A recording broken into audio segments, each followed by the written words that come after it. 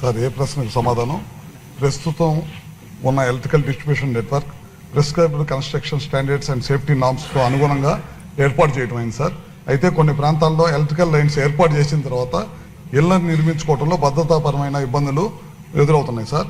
APDSC అధికారులు safety awareness programme నిర్వహించినప్పటికీ ప్రజల అవగాహన లోపం, పవర్ లైన్స్ దగ్గరగా మరియు వాటి కిందనే వివిధ రకాల కన్స్ట్రక్షన్స్ నిర్మించడం వల్ల ప్రమాదాలు జరుగుతూ ఉన్నాయి సార్.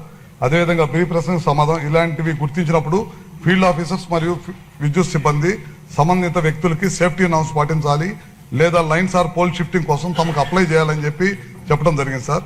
చాలా గ్రామాల్లో సర్పంచులు మరియు పంచాయతీ సెక్రటరీలు అవసరమైన చోట్ల లైన్ మార్పిడి కోసం ప్రపోజల్స్ సమర్పిస్తున్నారు సార్.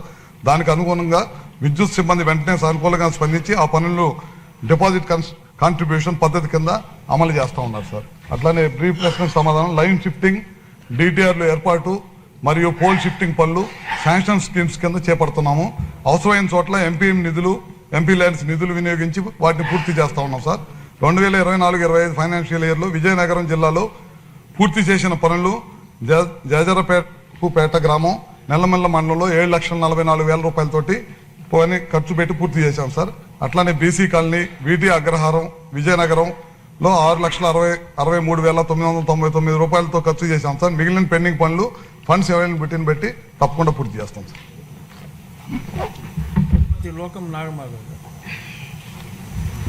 ధన్యవాదాలు అధ్యక్ష. ఈ అంశం చాలా ముఖ్యమైనది అధ్యక్ష. ఇది ప్రజల ప్రాణాలకు సంబంధించిన అంశం అధ్యక్ష. మీ దృష్టికి ఒక తల్లి ఆవేదన తీసుకురావాలనుకుంటున్నాను అధ్యక్ష. తన 16 ఏళ్ల కూతురు, డిగ్రీ చదువుతున్న కూతురు ఈ వైర్ల వల్ల, ఇంటి ముందు నుంచి వెళ్తున్న వైర్ల వల్ల ప్రాణం కోల్పోయిన వైనం ఇది అధ్యక్ష. ఆ తల్లి నా 2 చేతులు పట్టుకొని ఇప్పటికే ఆ సమస్య వాళ్ళ ఇంటి దగ్గర అలాగే ఉన్నది. ఇంకెవరికి ఇటువంటి దౌర్భాగ్యం రాకుండా, ఇటువంటి దుస్థితి రాకుండా, ఇటువంటి బాధ రాకుండా చూసుకోవాల్సిన బాధ్యత నీ మీద ఉందని చెప్పినప్పుడు మనసు పూర్తిగా కలిచివేసిన అంశం అధ్యక్ష. ఒక పంచాయతీలో అయితే ఒక వీధిలో నుంచి ఇంకో వీధిలోకి పోలు అన్ని మేడల మించి వెళ్తున్నది అధ్యక్ష. ఇది ఎలక్షన్ల ముందరే నా దృష్టికి వచ్చింది. ఈ రోజు కూడా అది సాల్వ్ అవ్వలేని పరిస్థితిలో ఉన్నది అధ్యక్ష. ఖచ్చితంగా ఇంకొకళ్ళ దగ్గర అయితే ఇంట్లో పోల్ పెట్టేసుకున్నారు అధ్యక్ష. ఎందుకని నేను అడిగితే ఇల్లు కట్టేసుకున్నారు ఇంట్లో పోల్ పెట్టేసుకొని. ఆ పోలు షిఫ్టింగ్ కోసం మా దగ్గర డబ్బులు లేవు కట్టుకోవడానికి అని చెప్పి ఇంట్లో పోల్ పెట్టేసుకున్నారు అధ్యక్ష. ఇది మా నియోజకవర్గానికి ఒక్కదానికి సంబంధించిన సమస్య కాదు అధ్యక్ష. ఇది స్టేట్ వైడ్ ఈ ప్రాబ్లమ్స్ ఉన్నాయి అధ్యక్ష. ఎందుకంటే మీరు చూస్తే సుమారు ఈ అధికారిక గణాంకాల ప్రకారమే మనకి చాలా డెత్స్ నమోదయ్యాయి అధ్యక్ష. దీనివల్ల ఇది చాలా ఖచ్చితంగా పరిగణలోకి తీసుకోవాల్సిన అంశం అధ్యక్ష. 2021-22 లోపు ఆంధ్రప్రదేశ్లో 2,039 మంది విద్యుత్ ప్రమాదాల్లో ప్రాణాలు కోల్పోయారు. గత సంవత్సరంలో 600 నుంచి 880 వరకు మరణాలు నమోదయ్యే అధ్యక్ష. ఇది కేవలం సంఖ్యలు కాదు, ఇది ప్రభుత్వ జోక్యం అవసరమని చెప్తున్న ఒక హెచ్చరిక అని నేను మీకు తెలియజేస్తున్నాను అధ్యక్ష. ఇది గౌరవ మంత్రి గారు చెప్పినప్పుడు గుడ్డు ముందు వచ్చిందా తల్లి ముందు వచ్చిందా కాకుండా ఇళ్లు కట్టుకోవడానికి మనం ప్రధానమంత్రి ఆవాస్ యోజన కింద డబ్బులు ఇస్తున్నాం అధ్యక్ష. ఇంతకుముందు పాకలు ఉండేవి, పొట్టి స్తంభాలున్నా వైర్లున్నా పెద్ద సమస్య ఉండేది కాదు అధ్యక్ష. కానీ ఇప్పుడు ఇల్లు కట్టుకోవడం వల్ల ఇంటికి అతి సమీపంలో ఈ వైర్లు ఉంటున్నాయి. చాలా చోట్ల క్రాస్ ఆర్మ్స్ ఉండట్లేదు. కొన్ని పొట్టి స్తంభాలని పొడుగు స్తంభాలు చేస్తున్నారు రిక్వెస్ట్ మీద. కానీ షిఫ్ట్ అన్న వర్డ్ వాడగానే గత ప్రభుత్వంలో ఇంట్రడ్యూస్ చేసిన దౌర్భాగ్యం అధ్యక్ష. అది సర్ఛార్జీలు వేశారు అధ్యక్ష 25%. పంచాయతీల్లో నిధులు ఉండట్లేదు. పంచాయతీల్లో ఇది ప్రయారిటీ అంశం కావట్లేదు అధ్యక్ష.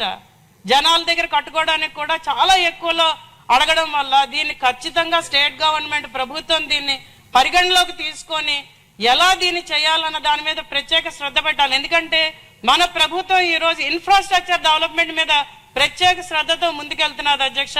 ఇది చాలా పెద్ద సమస్య కాబట్టి దాన్ని పరిగణలోకి తీసుకోమని నేను మంత్రి గారిని, అలాగే సూచనలు బాగానే ఉన్నాయి.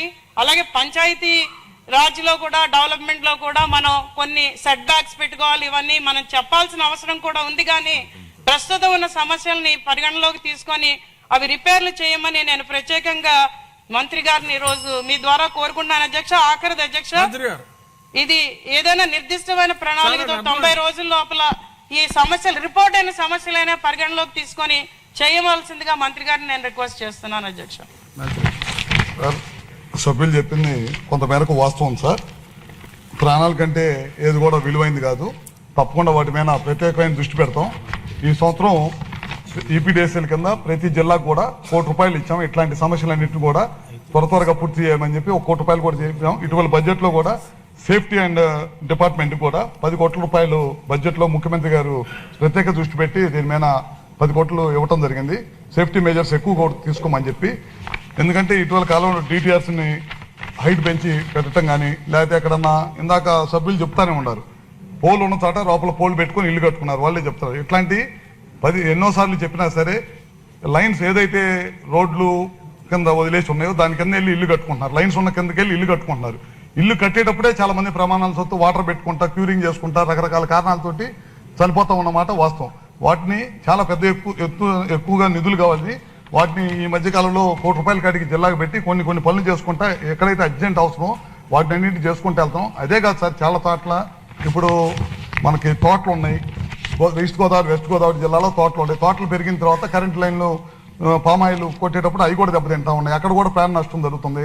అవేర్నెస్ ప్రోగ్రాంలు పెట్టి ఎనపై కాకుండా రాడ్లు, ప్లాస్టిక్ రాడ్లు అవి మార్కెట్లో దొరుకుతాయి. వాటి మీదకి వాటితోటి వాడమని చెప్పి కూడా పలుసార్లు రిక్వెస్ట్ చేస్తున్నాం.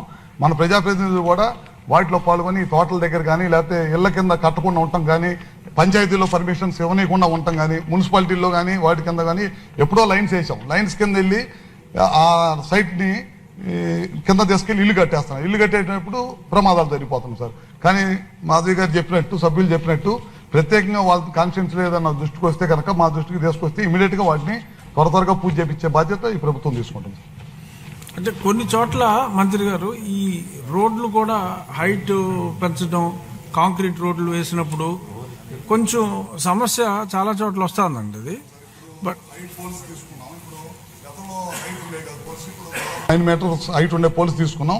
వాటి ద్వారా అన్నింటిని కూడా పెంచే మార్గం చేస్తున్నాం సార్.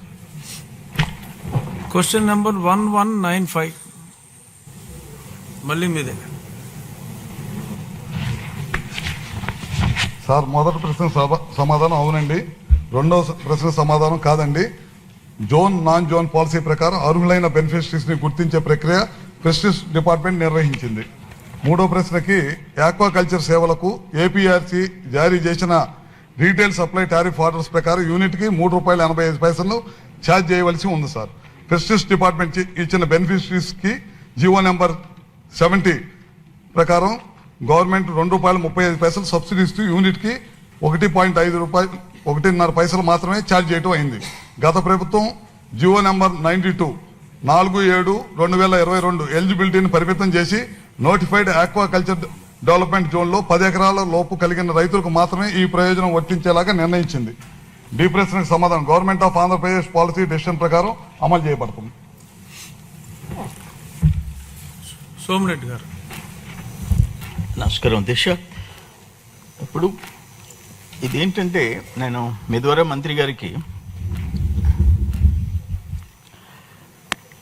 లాస్ట్ గవర్నమెంట్ వచ్చిన తర్వాత మనం టీడీపీ టైంలో జోన్ లేదు, నాన్ జోన్ లేదు, తెలుగుదేశం లేదు, వైసీపీ లేదు, ₹2 మనం ఇంప్లిమెంట్ చేసాం అధ్యక్ష. వీళ్ళు వచ్చి లాస్ట్ వైసీపీ గవర్నమెంట్ వచ్చి ₹1.5 చేస్తామని చెప్పి జోన్, నాన్ జోన్ చేయటం కాకుండా జోన్లో ఉండే ₹1.5 కూడా ఈ ఛార్జెస్, ఫ్యూయల్ అడ్జస్ట్మెంట్ ఛార్జెస్ అని FPPCA, fuel power purchase cost adjustment అని చెప్పేసి అడిషనల్గా వేయటం మొదలుపెట్టారు. అసలు నేనేమంటానంటే మన టీడీపీలో 2003 సంవత్సరం అధ్యక్ష చంద్రబాబు నాయుడు గారు ముఖ్యమంత్రిగా ఉన్నాడు, నేను కూడా మంత్రిగా ఉన్నాను. మా అక్కువకు సంబంధించిన ఆ కోస్టల్ బెల్ట్ అందరం పోయినాము. అప్పుడు ₹3 చిల్లర ఉంటే ₹1.75 సీఎం గారు తగ్గించారు. మళ్ళీ అసోసియేషన్ అందరం పోయినాము, ₹1.25 తగ్గించాడు. ఖర్చులు పెరిగిపోయినాయనంటే మళ్ళీ 90 యూనిట్ చేశారు అధ్యక్ష. తర్వాత కాంగ్రెస్ గవర్నమెంట్ వచ్చి రోసయ్య గారు, రాజశేఖర రెడ్డి గారు వాళ్ళు వచ్చి ₹3.85 చేశారు. మళ్ళీ టీడీపీ గవర్నమెంట్ వచ్చి ఇర్రెస్పెక్టివ్ ఆఫ్ జోన్స్ ₹2 చేశారు. చాలా పర్ఫెక్ట్గా ఉండింది. ఈ ఫ్యూయల్ అడ్జస్ట్మెంట్ ఛార్జెస్ కూడా లేవు దిశ. తర్వాత వీళ్ళు వచ్చినారు, ₹1.5 అన్నారు. ఈ బొత్స, సైదిరి, పెదిరిడ్లు ఒక కమిటీ ఏర్పాటైనారు. మొత్తం గందరగోళం అయిపోయింది అది. ఫర్ ఎగ్జాంపుల్ కృష్ణపట్నం విలేజ్లో 400 చిల్లర ఎకరాలు గాను 244 చేస్తున్నారు అధ్యక్ష. దాంట్లో 39 ఎకరాలు 10 మంది రైతులకు ₹1.5. కొరవ 70 మంది రైతులు అదే సర్వే నంబర్. నేనే వాళ్ళకి పవర్ కనెక్షన్స్ ఇప్పించారు 2019లో. మిగతా వాళ్ళందరికీ 70 మందికి ₹4.5, ₹5.